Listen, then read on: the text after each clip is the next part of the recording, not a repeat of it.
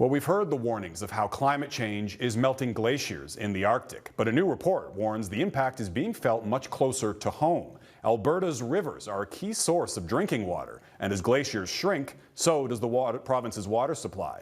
A new study has now identified the communities most at risk, and as Jordan Armstrong reports, it includes one of the country's top tourist destinations.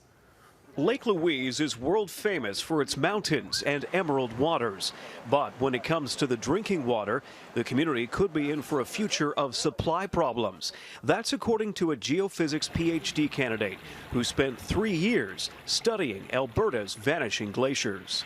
What the tourists will be seeing when they look at those mountains is mountains that have less snow, less ice cover, and then when they're looking at the river, they'll see that in August it will be lower on average. The town of Lake Louise gets its water from the glacier-fed Bow River. With less runoff in August, Anderson says the drinking supply becomes inconsistent. His study found Hinton, Rocky Mountain House, and the Bighorn Dam face the same problem. The dam's reservoir is a water source for more than 1 million Albertans, including Edmonton.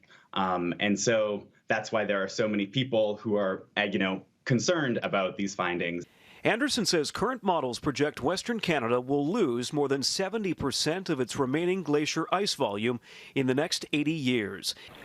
His study, a first of its kind, to pinpoint the Alberta communities most at risk from the big melt of climate change. But we can now focus our efforts in trying to figure out what's the specific timings of change that those locations are going to see, and what are the effective policies that we can use to help manage the water there.